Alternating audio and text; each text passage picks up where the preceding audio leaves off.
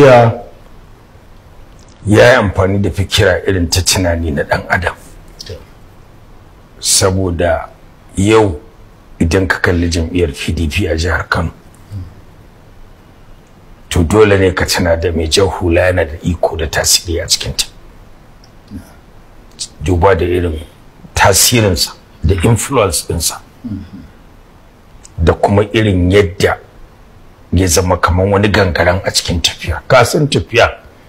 sai da madugun tafiyarta, saboda in tafiya babu rikakken shugaba,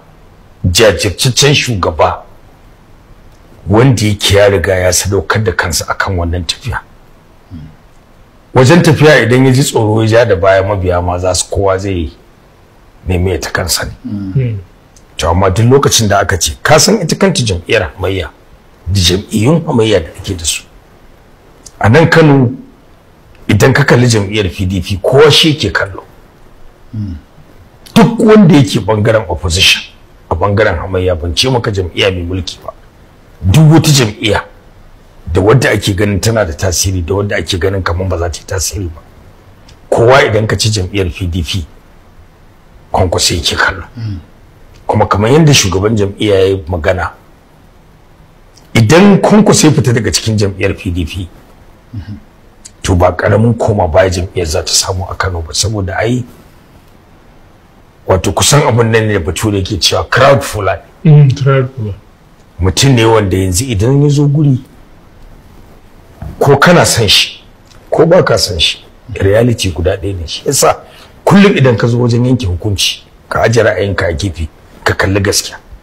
kar ka yaudar kanka. In yanzu ya zo taro guri ko cikin kasuwa ya shiga ko taron suna ko taron ɗaurin aure,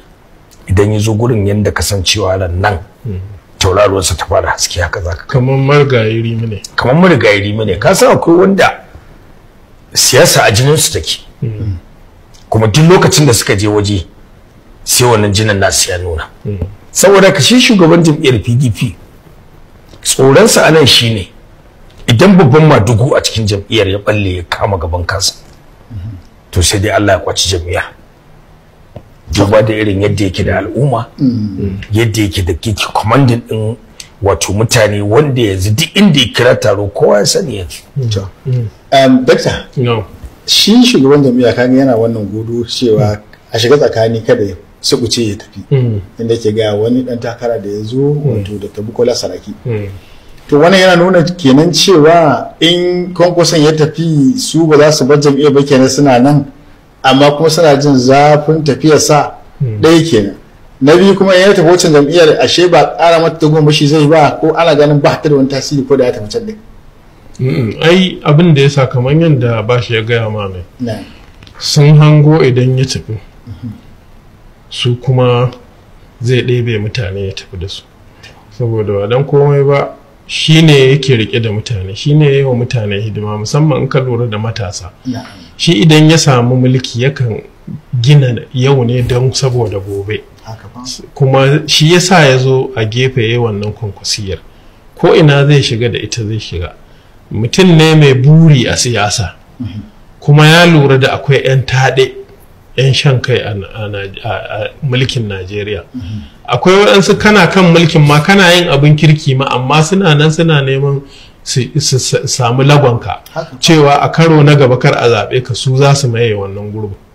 ko da kuwa ba su da kishi a wannan jam'iyyar. Kaga dai ba yaban kai ba ko kuma ba wani zamu yaba ba, amma in ka lura aikin da ya wa PDP da kishin da ya nuna, bai yi girgiza ya ba da kai ga jam'iyyar APC don ya nemi abin duniya ba, amma su a cikinsu wanda suke ja da shi din har ma sun ba da goyon baya ga jam'iyya ta hamayya, ta ba su kuma mukamai kuma kowa ya sani,